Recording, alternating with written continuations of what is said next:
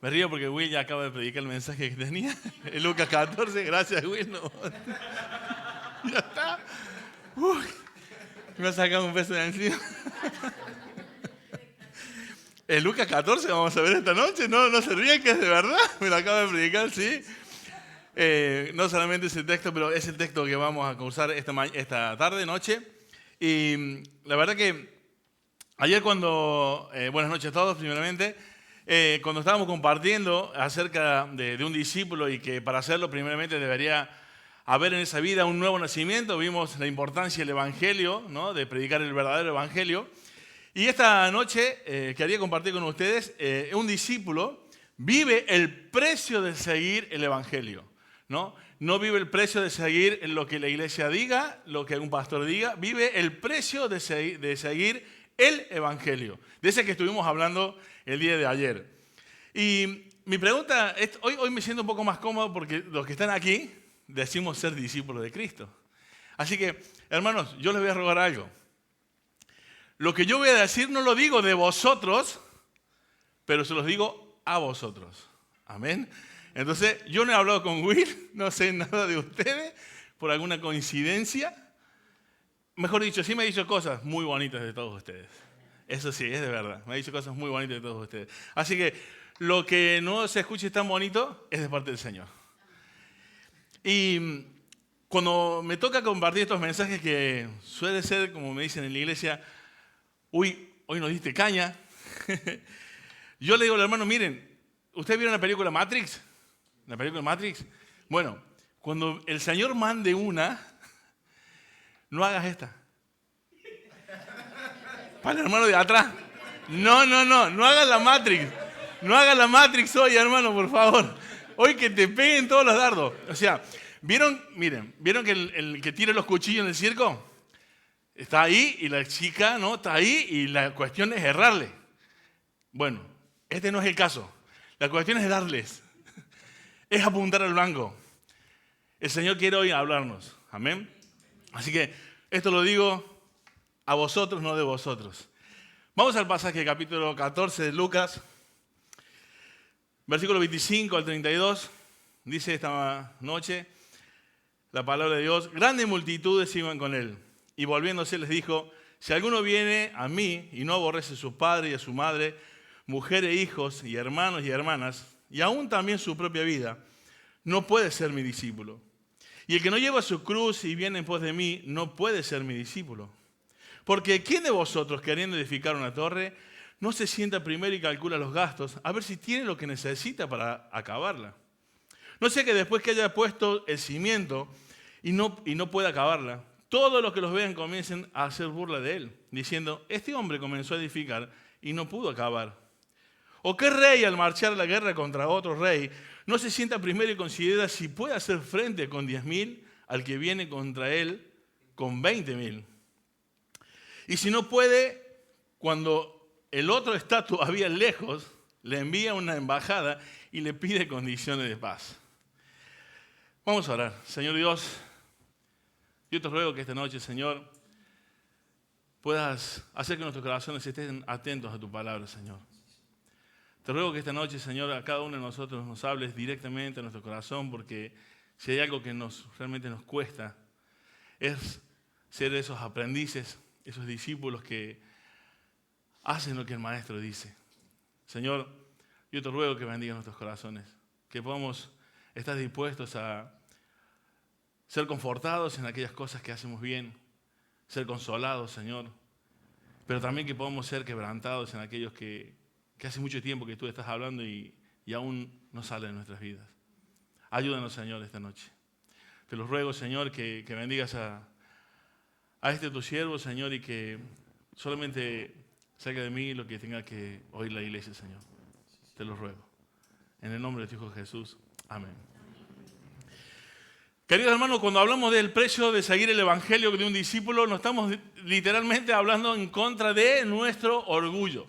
Porque literalmente el problema de ser un discípulo de Cristo, de un aprendiz, es que siempre estamos luchando con el yo, con lo que quiero hacer yo, con lo que a mí me gusta, con lo que a mí es mi deseo. Y la pregunta es que, ¿eres un discípulo? ¿Eres un discípulo? ¿Estás dispuesto a seguir a Cristo, sí o sí? Bien, espero que esta misma respuesta la diga después que expongamos la palabra de Dios. ¿Qué es seguir a Cristo en estos tiempos, querido hermano? Me van a permitir mirar el bosquejo muchas veces porque no quiero irme del tema, porque esta vez sí que me voy a demorar un poquito más que anoche. Y la verdad que hoy necesitamos responder a esta pregunta y nos es difícil responder a esta pregunta, que es seguir a Cristo, por lo diluido del evangelio que escuchamos en muchísimos lugares. Para muchas personas, vivir con un pecado puede ser vivir el evangelio y ser un discípulo de Cristo, por el evangelio que ha escuchado. Hoy el evangelio está tan diluido, está tan adecuado a los oídos que quieren escuchar, que la verdad que esta pregunta es difícil de responderla. Pero cuando estamos escuchando continuamente que eres un campeón, que ya todo pasará, que la sanidad es lo que tiene que estar en tu vida, que la enfermedad no tiene derecho en tu vida, que tu hijo se convertirá, que tu matrimonio se va a resolver, que no has nacido para hacer cola sino cabeza, que todo lo que pise la planta de tus pies será tuyo. Querido hermano, piedras ungidas, recuerdo una predicación ahí, piedras ungidas, en fin, hechicería muchas veces desde dentro de los púlpitos. Y, querido hermano, mucho también de este problema de lo que es seguir a Cristo y qué significa eso, es que muchas iglesias predican del Antiguo Testamento.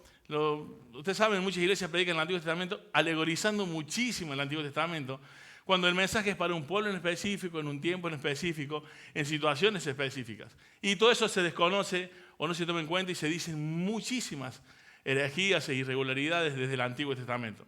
Así que esta pregunta es difícil de resolver así nomás por el evangelio tan diluido. Pero espero que esta noche podamos resolverlo con algunas cosas que sí son muy claras en qué es seguir a Cristo.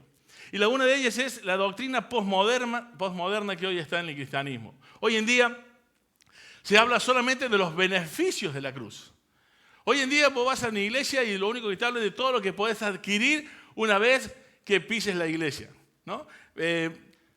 La llave de un coche. ¿Quieres tu coche? Aquí está. Solo levanta la llave de tu coche y lo tendrás. La llave de una casa, solamente levanta la llave de tu casa y lo tendrás. Hoy se habla de los beneficios de la cruz más de las aflicciones de la cruz. Hoy solo Dios está para poder cumplir tus deseos. Hoy Dios es amor, pero no podemos dejar de olvidar que Dios también dice en la Escritura que es fuego consumidor. Hoy Dios está plagado de regalitos y nadie habla de los atributos de Dios, de la omnipotencia, de la soberanía, de la santidad, de su justicia. Ese es el cristianismo postmoderno que estamos viviendo hoy en día. Hoy es un evangelio donde Dios es bueno. ¿Dios es bueno? Amén. Pero, querido hermano, que Dios justamente, la perspectiva de que Dios sea bueno es muy seria para cualquier persona. Porque si Dios es bueno, no pasará por alto el pecado de los impíos, querido hermano. Así que esta gente está totalmente errada en estar predicando solamente de un Dios bueno, porque justamente si Dios es bueno, tendría que temer por sus vidas y por sus almas. Hoy en día, seguir a Cristo es hablar de ganancias. Hay gente que hace mercadería de la fe. Y lo vemos en muchísimas iglesias. Hoy parece ser un buen negocio dedicarse a predicar. Pero obviamente, predicar no el evangelio. Me resulta tan complicado entender a esta gente que va a hacer negocios con las personas y hablar de todos los beneficios de las riquezas, cuando Jesús mismo los recriminó que mucha gente le seguía por los panes y los peces, no por sus palabras. Y sin embargo ahí la gente está yendo y se llenan las iglesias solamente por los panes y los peces.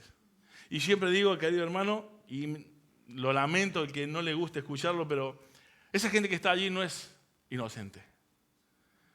No es inocente, hermano. Porque tú puedes estar engañado un tiempo, mucho tiempo, pero no todo el tiempo, si lees la palabra del Señor. Esa gente está allí escuchando solamente lo que quieren oír. Así que, hermanos, este es el evangelio de hoy en día. Este es seguir a Cristo hoy en día. Seguir a Cristo hoy día significa que solo importa tu interior y no lo exterior. Hermano, entonces, ¿por qué la Biblia habla de vestimenta? Y querido hermano, yo no voy a meterme en el tema de hasta dónde es la falda, hasta dónde es el escote, hasta cuánto es transparente y qué no es transparente. Querido hermano, la Biblia habla de que la mujer se vista con modestia.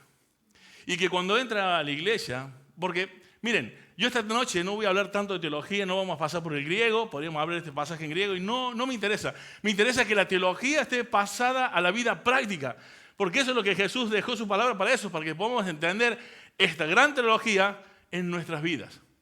Y por eso te digo que no voy a hablar de centímetros, ni de escotes, ni de transparencias. La Biblia dice que la mujer se vista con modestia.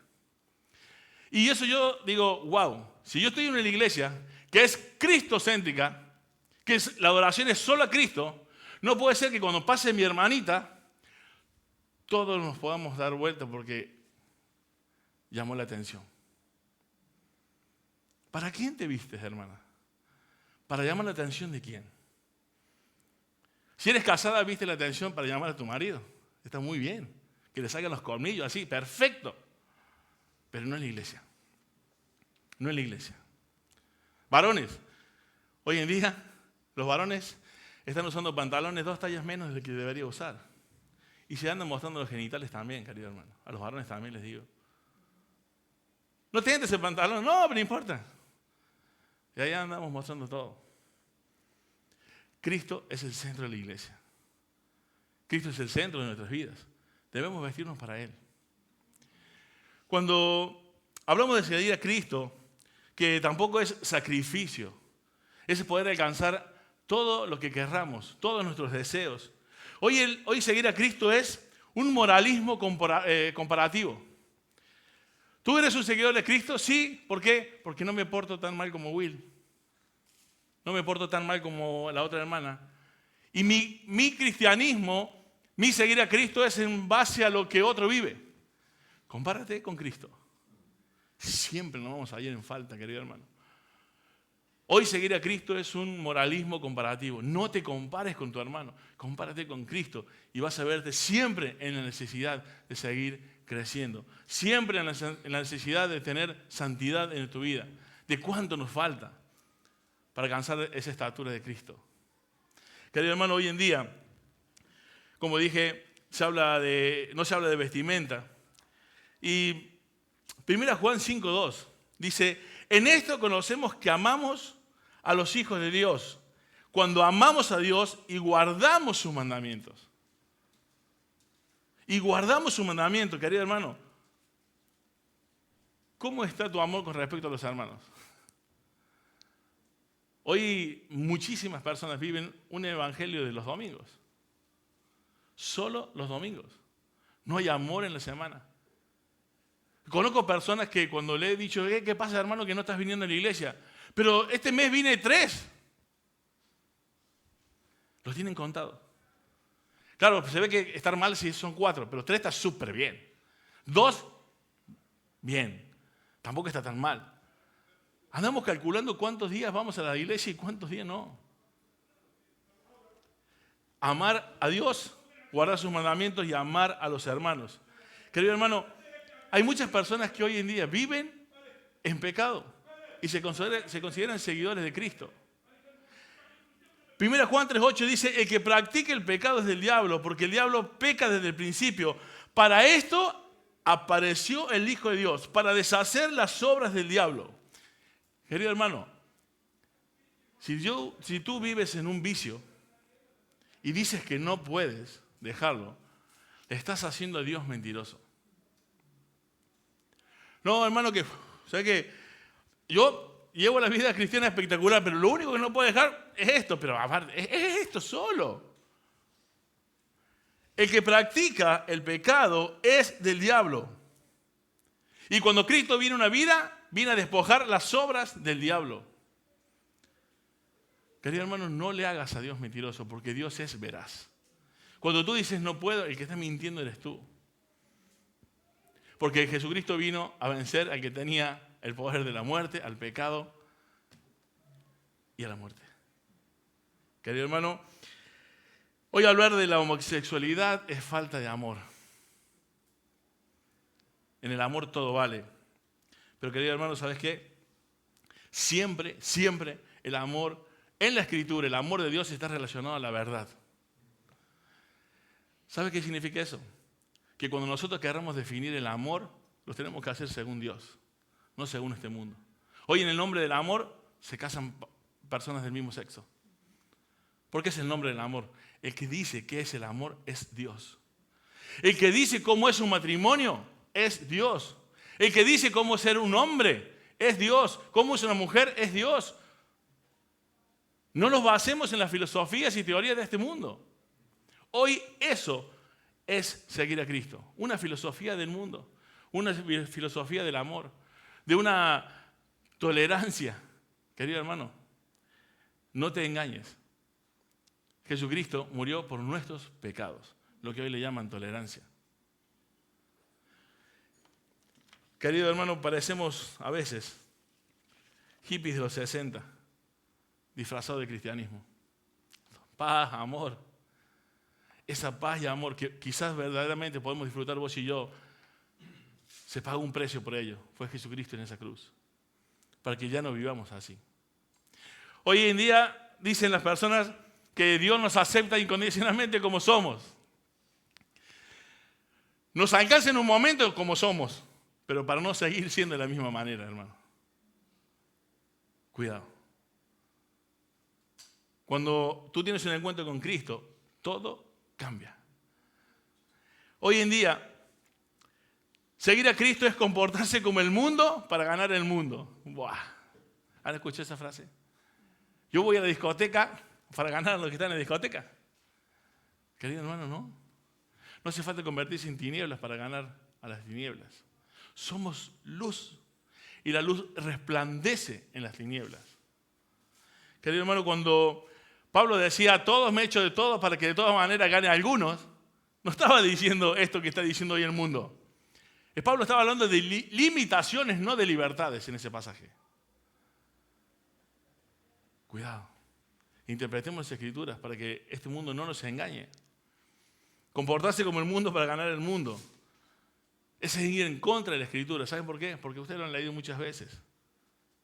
El que ama al mundo se constituye enemigo de Dios.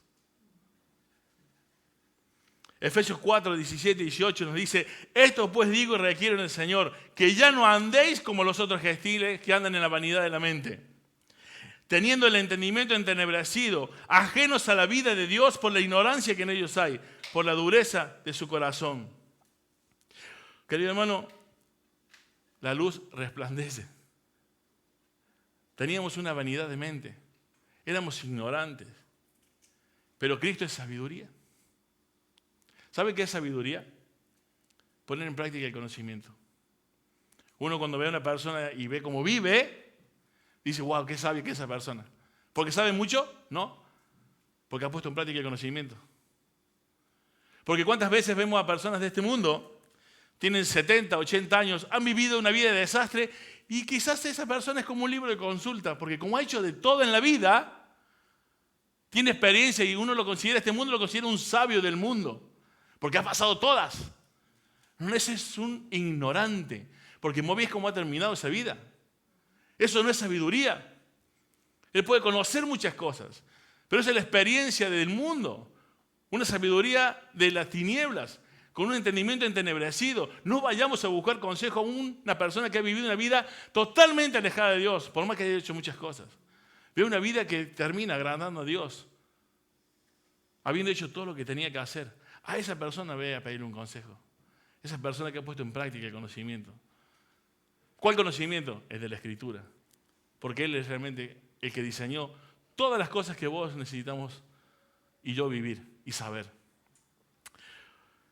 Entonces, querido hermano, ¿qué es un discípulo? Entonces, ¿qué es seguir a Cristo? ¿Cuánto nos costará? Mira, yo no quiero decirte hoy vamos a hablar de precio, porque para irnos al cielo no tenemos que pagar nada. El que pagó ese precio fue el Señor Jesucristo. Pero sí, querido hermano, como bien dijo Will, una vez que hemos obtenido ese regalo, gratuitamente, nos costará todos. Y no estoy hablando de una salvación por obras, claramente. Lo tenemos muy claro.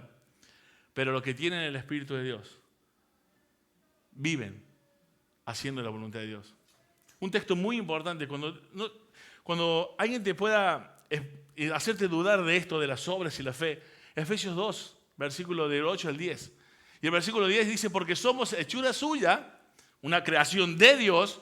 Ahí, si te fijas, si lo puedes estudiar en profundidad, habla de esa, como si fueras una poesía, algo que él crea. ¿Vieron lo que tiene una música inspiradora y crean una poesía? Crean algo que no era, que no estaba antes. Bueno, así hizo Dios contigo y conmigo. Teníamos una naturaleza caída y Él creó, recreó, hizo una poesía. Tú eres una poesía, somos una poesía de Dios, una hechura suya. Creados en Cristo para buenas obras. ¿Cuáles? Las que Él mismo preparó de antemano para que anduviésemos en ellas. Así que, hermano, el Evangelio, ser un discípulo, es una fe que es otorgada por gracia, pero es una fe que se evidencia por una vida de obras, las que Él preparó de antemano. Entonces, querido hermano, aquí en el Evangelio de Lucas, el versículo 28 al 32, nos va a hablar de unos cálculos. Leamos allí otra vez, por favor, el versículo 28 al 32. Nos habla de que, dice, porque ¿quién de vosotros queriendo edificar una torre no se sienta primero y calcula los gastos a ver si tiene lo que necesita para acabarla? No sea que después que haya puesto el cimiento y no pueda acabarla, todos los que los vean comiencen a hacer burla de él, diciendo, este hombre comenzó a edificar y no pudo acabar. O que rey, al marchar a la guerra contra otro rey, no se sienta primero y considera si puede hacer frente con 10.000 al que viene contra él con 20.000. Así que, querido hermano, cuando uno va a hacer aún una reforma en una casa, tiene que calcular los costos. Imagínate que comienza una obra, una reforma en tu casa y después te queda a la mitad la obra. Ni siquiera puedes vivir allí. Bueno, tenemos un evangelio tan diluido en tantos lugares que nadie considera el costo de seguir a Cristo. Y Jesús dice, porque ¿quién de vosotros? Hay que calcular, hay que pensar en la decisión de si vamos a seguir a Cristo según el evangelio. Es un cálculo, querido hermano. Muchas personas van a perderlo todo y lo han perdido todo, querido hermano.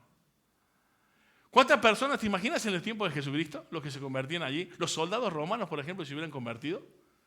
Llegaban ante el César y tenían que tomar ese cáliz, esa copa y decir, César es el Señor, el Curios, y ya no lo podían hacer más porque tenían otro Señor. ¿Cómo que no puedes hacer más esto? Fuera, sin trabajo. Y quizás le quitaban hasta su casa. Porque normalmente los romanos eran terratenientes, tenían las tierras, tenían el poder allí en la edificación y en las tierras. Lo perdían todo. ¿Cuántos hijos habrán sido echados de sus casas en los primeros tiempos del cristianismo? Hay que calcular si vas a decir que vas a seguir a Cristo, querido hermano. El mundo te estará mirando. ¿Saben por qué Jesús habla de cálculos? Porque todas las decisiones que tomamos tienen una consecuencia. Como empezar una obra, como ir a la guerra, como dice aquí. Toda decisión, querido hermano, en nuestras vidas tiene una consecuencia. Y debemos meditarla muy bien. Muy bien. Mi pregunta esta noche es, ¿estás seguro de las decisiones que estás tomando? Con respecto a la obra del Señor, a cómo hacer la obra del Señor. Muchas personas en la iglesia a veces me vienen a decir que ellos quieren servir al Señor y una vez les tiene que decir, mira, por ahora no. Porque uno ve sus vidas y vos ves que no están calculando el precio. Y las personas se molestan, pero realmente es una bendición para ellos que no se metan en la obra del Señor. ¿Saben por qué? Porque a veces hasta la iglesia sirve al Señor a través de incrédulos. Y eso no edifica la iglesia. Eso es solamente una frase. Y cuando hablamos de consecuencias, que mañana vamos a hablar un poco más de lo que es un poquito más de precio, pero en cuestión de nuestras vidas. Hasta aquí, querido hermano, hasta aquí yo estaba pensando cómo va con la respuesta a la pregunta que dice al principio. Si has seguido a Cristo aquí y lo has seguido según lo que hoy se dice que es seguir a Cristo, o lo que vamos a ver ahora en adelante es realmente lo que estás viviendo. ¿Por qué se va muchas veces de la iglesia? porque no calculan ese costo. Una vez leí una ilustración hace muchos años que decía que estaba en un aeropuerto un hombre y había otro que tenía un reloj muy bonito. Entonces le dice, wow, qué buen reloj que tienes. Sí, dice, es un reloj único en el mundo. ¿Sí? Sí, mire, este reloj tiene la hora de todo el mundo. ¿Pero cómo de todo el mundo? Sí, yo aprieto un botón y se me dice la hora de cualquier parte del mundo. Me pide la temperatura de mi cuerpo, hace esto de esto. Wow, me dice, ¿cuánto sale? No, dice, mira, es carísimo. O sea, no se puede vender. Se necesita mucho dinero para tener esto. Pero yo tengo dinero, le dice el hombre. Pero yo quiero ese reloj. No, pero es que sale mucho dinero. No me importa lo que valga, no me importa. O sea, yo quiero ese reloj porque mira todo lo que tiene, los beneficios. Mira lo que tiene, es espectacular. Yo lo quiero.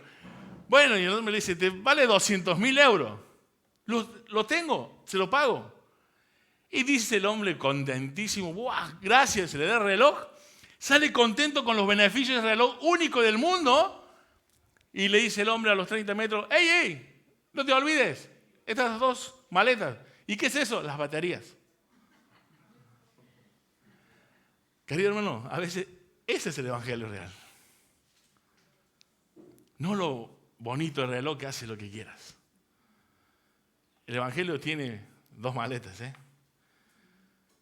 No es el evangelio que se predica hoy en día. Por eso la mayoría de las personas entran a la iglesia un tiempo y luego se van. Porque no han calculado el precio. Porque quizás le han predicado un evangelio sin las maletas, sin las baterías. Querido hermano, muchas personas se van de la iglesia porque el pastor le pregunta mucho por qué no vienen al culto. Muchas personas no están acostumbradas a rendir cuentas.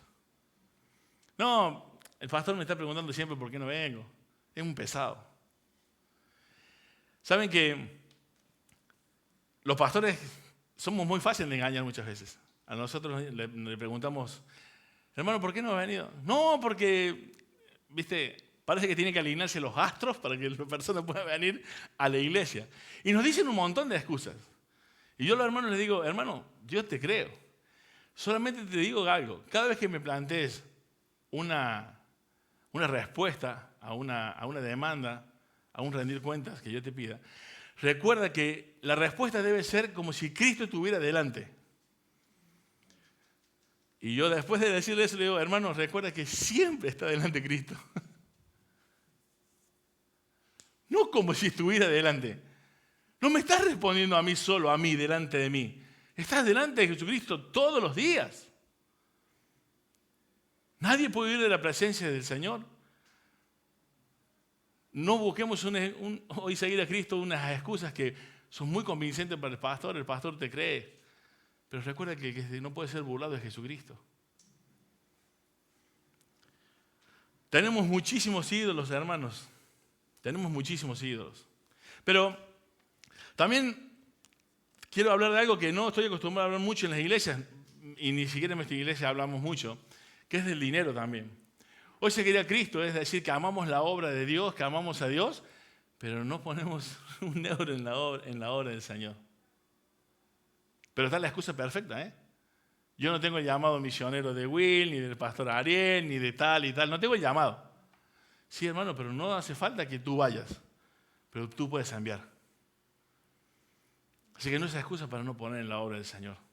Porque otra forma de amar a Dios y por la estación del reino es enviar, no solamente ir.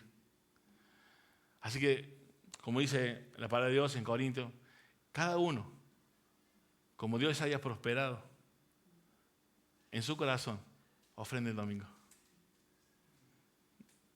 Y recuerda que si dices que no, la excusa que das, el Señor no puede ser burlado. Amén. Pero yo del dinero muchas veces no me gusta hablar. Bien, hermanos, esta es la introducción al mensaje. Ahora vamos a hablar del texto en sí que nos compartió el que no aborrece a su hermano. Hasta aquí la introducción y no sé cuánto voy, creo que voy media hora, supongo. ¿Podemos extender un poquito más? ¿Sí? ¿Quién me da 5 minutos? ¿Sí? ¿Amén? 5, 10, 15, 20, 25. Como dice Will. Tengo para 1 hora y media entonces con todo lo que me han dado. ¡Qué bueno! Así dice un amigo mío. Lo he puesto en práctica, digo, lo voy a aplicar en todas las prácticas, digo. Lo hizo un amigo mío. Estuvo muy bueno. Así es, hermano. Ser un discípulo es literalmente tener un cambio de actitudes y de prioridades. Ser un discípulo, seguir a Cristo, tiene que ver con un cambio de prioridades. Y eso es lo que el pasaje nos dice al principio. Versículo 25-26. Grandes multitudes iban con él y volviéndose les dijo. Ustedes imagínense, seguidores de Cristo. Oh, siguiendo a Cristo, imagínense. Qué escena preciosa habrá sido el pastor con las ovejas, escuchando su voz, siguiendo su voz. Y en un momento el Señor se vuelve y le dice, si alguno viene a mí y no aborrece a su padre y madre, mujer, hijos, hermanos, hermanas, y aún su propia vida, no puede ser mi discípulo. Y que no lleva su cruz y viene en pos de mí, no puede ser mi discípulo. Como bien dijo el pastor Will, hay que interpretar bien la Escritura. Y la palabra literalmente en el griego significa amar menos. Jesús jamás diría que hay que aborrecer como nosotros entendemos el aborrecimiento en español y en este mundo. Es amar menos, querido hermano. Y en esto quiero dejar claro que Dios pide que amemos a nuestras familias, a nuestros esposos, esposas, hijos. Pero si te ponen a elegir a tu padre, a tu madre, a tus hijos, a tu hermana, a tu hermano, tu propia vida, tienes que elegir a Dios. Eso significa seguir a Cristo. Si tienes que elegir tu matrimonio, Él vale más. Si tienes que elegir a tu hijo, a tu madre o a tu padre, Él vale más. Y uno dice, ¿cómo puedo seguir a Cristo con estas cláusulas? Porque yo creo que yo daría la vida por tus hijas sin dudarlo. Yo daría la vida por mis hijos sin dudarlo. Pero cuando yo me levanto cada mañana, ¿por quién me levanto? ¿Por mis hijos? Debería ser por Dios. Para poder amarlo de tal manera que cuando guardo sus mandamientos, ame a mis hijos como Él me pide que los ame. Y por eso soy el proveedor de ese hogar. Y que me mataré haciendo lo que haya que hacer para que no le falte nada. Pero me levanto por Él cada mañana. Mi vida son mis hijos. Equivocado, hermano. No puedes ser discípulo de Cristo. Mi esposa lo es todo. Estás equivocado, hermano. No puedes ser discípulo de Cristo. Claro que vas a amar a tus hijos y a tus esposas de la manera correcta, preciosa, como Él nos pide que hagamos. Como dice la Escritura ahí en Efesios capítulo 5. Amarla con ese amor sacrificial que Cristo amó a la iglesia. Mujeres, de sujetarse al esposo y amarlo. Queridas hermanos y hermanas, tu primer aliento en la mañana y el último al acostarte debe ser por Dios. Eso significa ser un discípulo de Cristo y seguirlo. Es amar menos, no amar. Es poner las prioridades en un lugar correcto. ¿Y cómo sé que Dios va primero? Porque esto sería dejar la teología clara. Hasta aquí la teología está clara. ¿Cómo lo ponemos en práctica esto? ¿Cómo sé en mi vida que soy un seguidor de Cristo y que Cristo va primero? Yo escribí varias cosas aquí. Sé que Cristo va primero cuando Él es el primero y no es algo que se adapta a tu calendario. Ayer dije un poquito. Muchas veces, primero está todo lo demás y después Él. Todo lo demás y después la iglesia. Todo lo demás y después tus hermanos. Hay reunión de oración. Ay, hermano, Pastor Will, ¿sabe qué? Tengo uñas. Justo tengo uñas ese día. No puedo. Los hombres, no, tengo el personal training en el gimnasio y tengo que ir a hacer, porque hay que cuidar el templo. ¿Cómo sé que Dios va primero? Cuando esas cosas ni son una duda en tu vida. El turno de las uñas me lo saco otro día. Y al gimnasio con el personal training voy otro día. Primero está la iglesia, primero están los hermanos, primero está el amor a la palabra. ¿Cómo sé que va primero? ¿Sabes que he notado muchísimas veces el error de muchos creyentes diciendo, menos mal que no soy católico, que no tengo ídolos? Pero no se dan cuenta a sí mismos que son ellos mismos sus propios ídolos. No se dejan pasar una, es primero él, segundo él, tercero él. Querido hermano, esta descripción, te digo que el pasaje es mucho más extensivo, pero cuando dice tu papá, tu esposa, tus hijos, tus hermanos, yo siempre digo, esto es un cachetazo a nuestro orgullo. Primero Dios, pero después yo. Dice Dios, no, tu mujer. Bueno, Dios, mi mujer, después yo. ¿No? No. Bueno, está bien, Dios, la mujer, los hijos y ahora yo. No, tus hermanos. Bueno, pero es primero Dios, después mi mujer, los hijos, los hermanos y ahora a mí. No, dice, tú no cuentas para nada porque tu vida no es tuya, es mía. Eso es seguir a Cristo, hermano. Te va a costar todo. Tú no juegas ningún papel aquí. En prioridad estoy hablando. Recuerden que el pasaje que estamos llevándolo a la vida práctica. Así que, cuando dices que no tienes tiempo, pero haces todo menos la iglesia, ahí te puedes dar cuenta cómo va primero Dios en tu vida, en mi vida. Así que, hermano, hasta aquí. Aparentemente no está tan bueno seguir a Cristo. Si yo estuviera ahí sentado con todo lo que estoy escuchando, no parece tan bueno seguir a Cristo. Encima el versículo que sigue dice, y el que no lleva su cruz y viene en pos de mí, no puede ser mi discípulo. Primero viene diciendo al principio, no puede ser mi discípulo. Después habla de una cruz que hay que llevar. Si no la llevamos, no podemos ser sus discípulos. Y este es un pasaje muy mal explicado y muy mal entendido por muchísimas personas. Aquí no, porque recién Will ya dio teológicamente lo que significa. Pero vamos a llevar la teología a la vida práctica. Querida hermano y hermana, tu cruz no es tu suegra. Aunque sé que acá hay suegras muy buenas. Porque había yernos y suegras aquí que me han dicho que son ahí espectaculares. Yo también, gracias a Dios, me llevo espectacular con mi suegra. Así que, hermano, no. Tu suegra no es la cruz. Tu esposo no es la cruz que tienes que llevar cada día. Tu esposo tampoco lo es. No se está refiriendo a personas esta cruz, querido hermano. No, pasa que mi esposa no es creyente, entonces es mi cruz. Por eso, porque como no es creyente es mi cruz. No, hermano, esa no es tu cruz. Eso fue una mala decisión que tomaste. Y ahora estás sufriendo las consecuencias. No es tu cruz.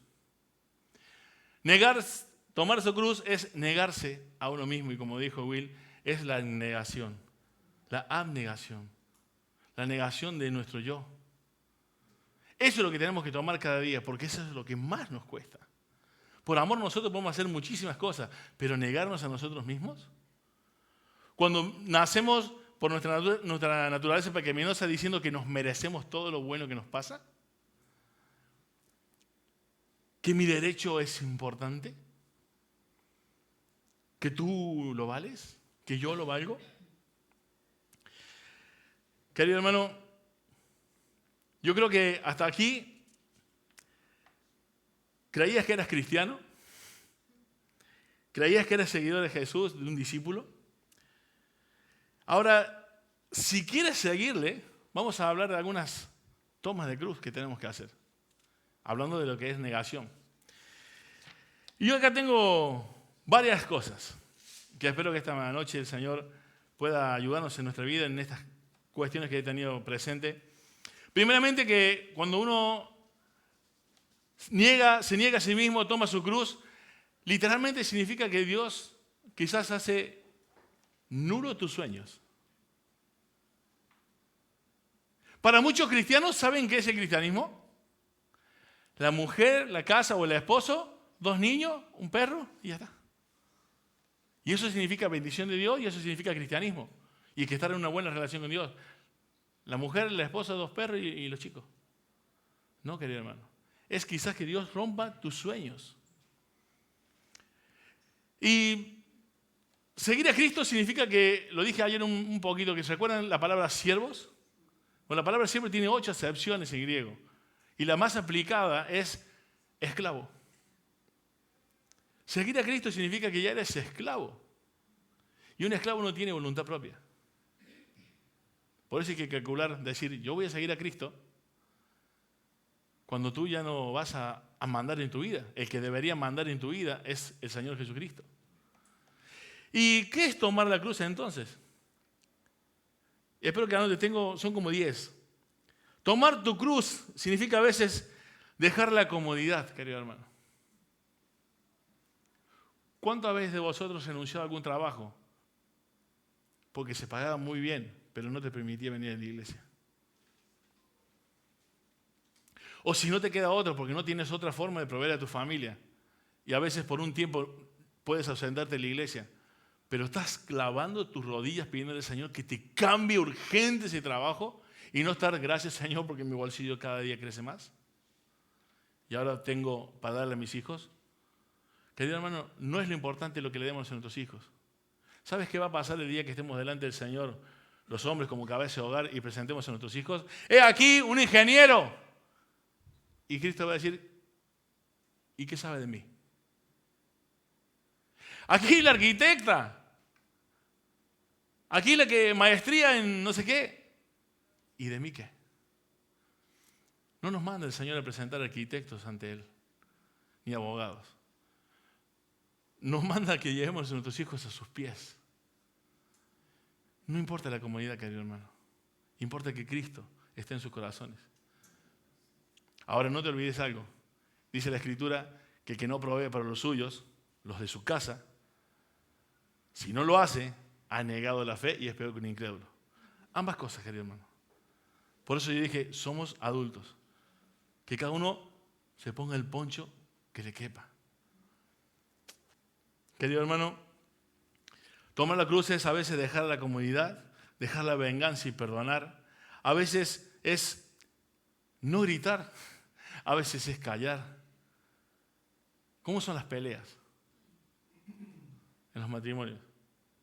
¿El que grita más alto, el que gana?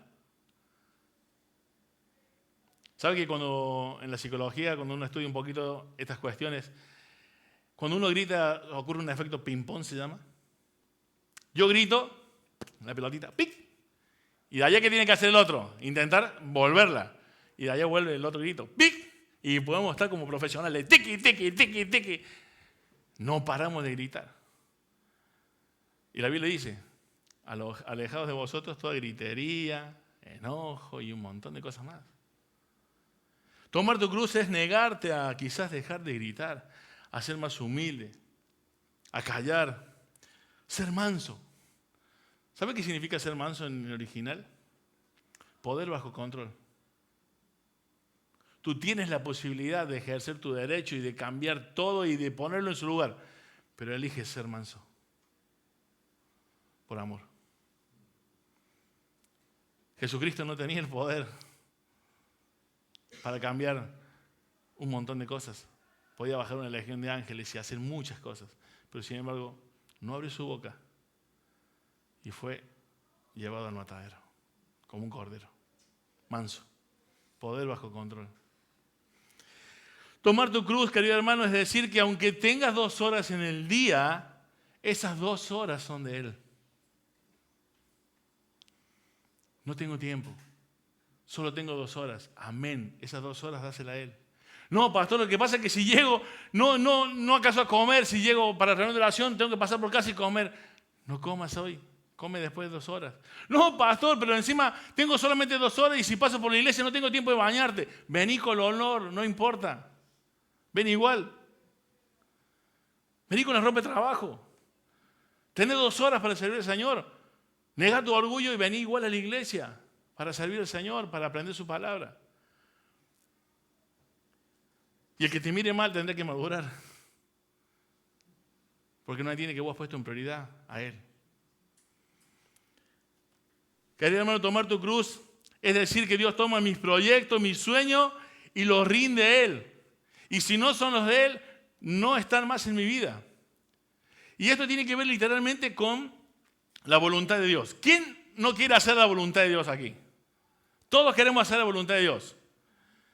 Pero ¿sabe qué hacemos los cristianos la mayoría? Hacer nuestros planes y decirle a Dios que nos siga. No sabemos si es la voluntad de Dios las decisiones que tomamos, pero no pasa nada, total, Dios me va a ayudar. Y estamos siempre diciéndole a Dios, por favor, no sé por qué hice eso, no sé por qué hice esto, pero ayúdame. Al final no estamos haciendo la voluntad de Dios, sino estamos siempre pidiéndole a Dios que siga nuestros planes.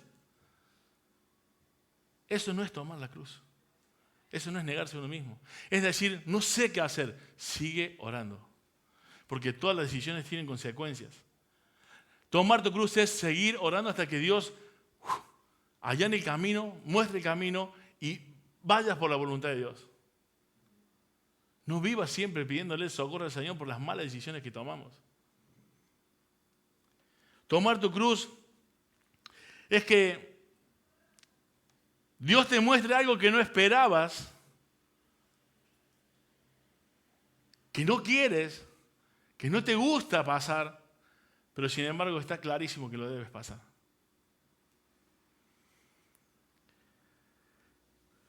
Tomar tu cruz es difícil, querido hermano, pero ¿sabes qué? Cuando las dificultades están en una vida, no siempre son porque son consecuencias del pecado. A veces Dios prueba tu fe.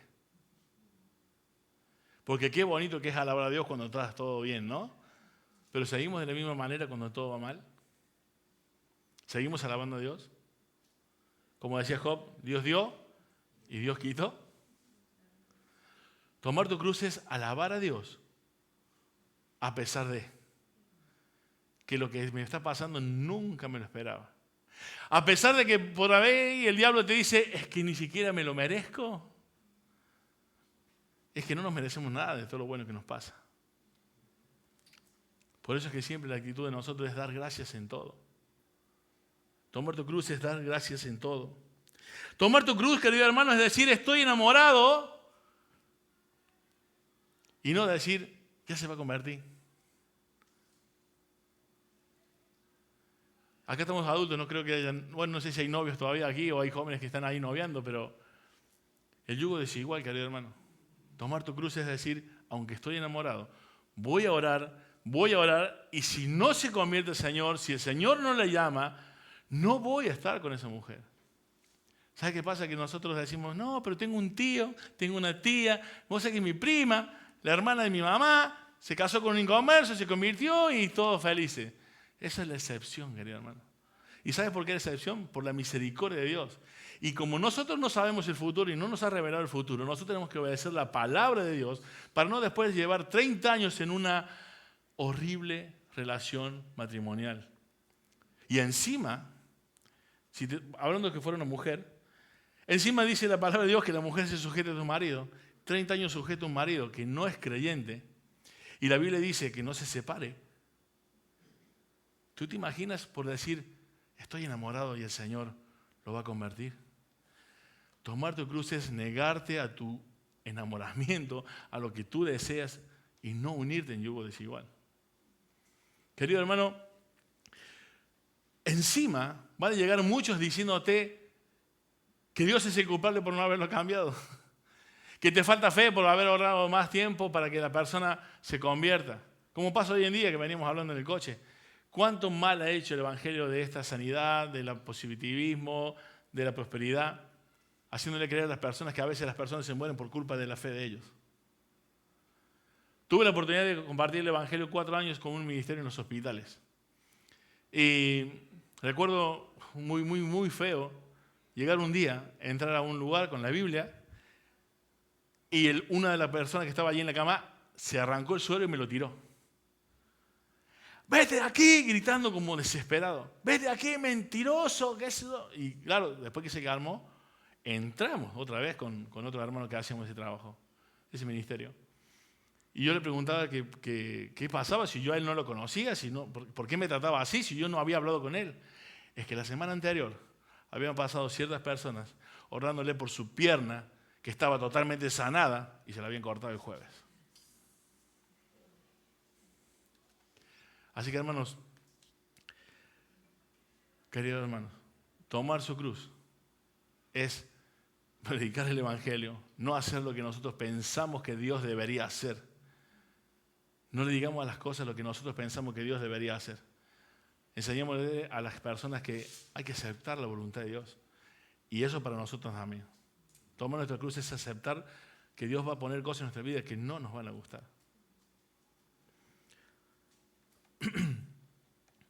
Tomar tu cruz es guardarte la lengua. Que tus palabras sean sazonadas con sal, solo que sirva para edificar aquello que te escuchen, como dice la palabra de Dios ahí en Efesios 4, 29 o 28, si no me recuerdo. 2 Timoteo 1:8. Este texto me encanta. Por tanto, no te avergüences de dar testimonio de nuestro Señor, ni de mí, precio suyo, sino participa de las aflicciones por el Evangelio según el poder de Dios. Y parece que tuviera tan claro este pasaje, pero la verdad que no es tan claro para muchas personas. Tomar tu cruz cada día, seguir a Cristo, es pasar las aflicciones que Él permite que pasemos, pero vencerlas según el poder de Dios. ¿Qué es lo primero que haces cuando viene un problema? Crédito al banco. Primero ora. Tengo un problema matrimonial, al pastor. Primero ora. Después ir al pastor, claro. Primero Dios. Querido hermano, estamos hartos los creyentes de intentar muletas y sostenes para nuestra vida, cuando la roca de los siglos es Jesucristo, la roca que no puede ser conmovida, la roca que no se va a caer, la cual sostiene realmente nuestra vida y no va a fallar. ¿Saben que la psicología dice que las sensaciones más horribles de miedo y de temor no ha sido la erupción de un volcán, ni caerte de algún lugar, sino un terremoto? ¿Sabe qué significa eso? Que cuando lo que se sostiene ya no te sostiene. Que lo que sostiene tu vida ya no está. Esa es la sensación más horrible que un ser humano puede vivir. Pero hermano, con Cristo no va a pasar eso. Todo lo demás que usemos nos puede dejar en el aire, pero Cristo no.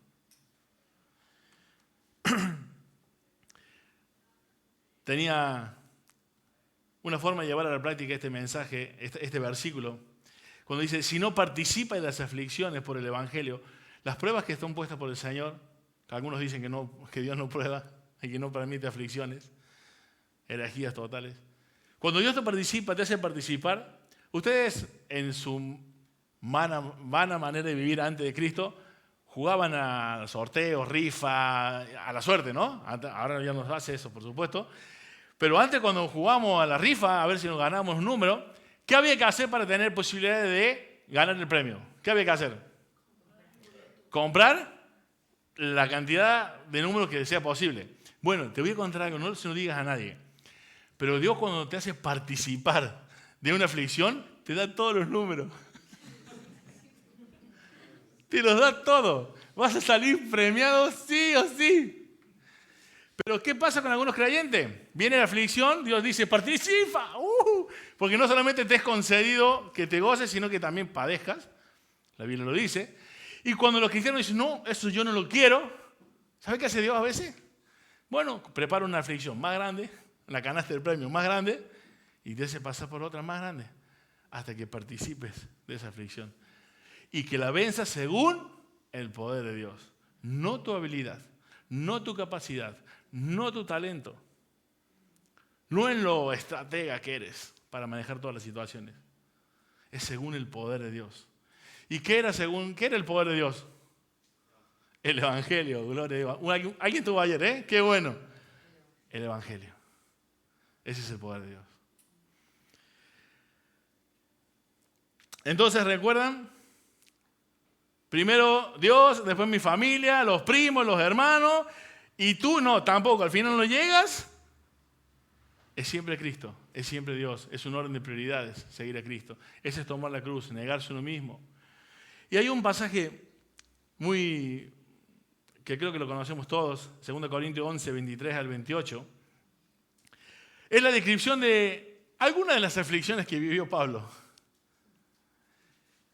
En camino, muchas veces en peligro de ríos, peligro de ladrones, peligro de la dominación, peligro de los gentiles, peligro de ciudad, peligro en el desierto, peligros en el mar, peligro entre los falsos hermanos, en trabajo y fatiga, en desvelos, en hambre y sed, muchos ayunos, frío, desnudez, además de otras cosas, sobre mí se agolpa cada día la preocupación por las iglesias. Bienvenido al plan maravilloso de Dios para tu vida. No es lo que se predica de los púlpitos hoy. El plan maravilloso de tu vida es que a veces oras años y años por un hijo que se convierte y va a servir al Señor a un lugar donde es difícil seguir a Cristo y lo maten.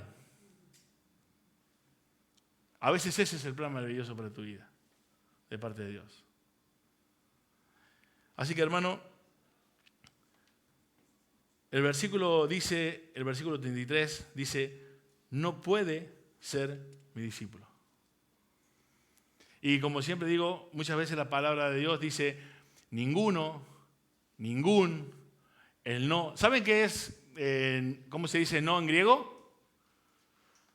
No. Ninguno puede. No se puede ser discípulo de Cristo si no nos negamos a nosotros mismos y si no guardamos este orden de prioridades. Así que cuando un padre o un pastor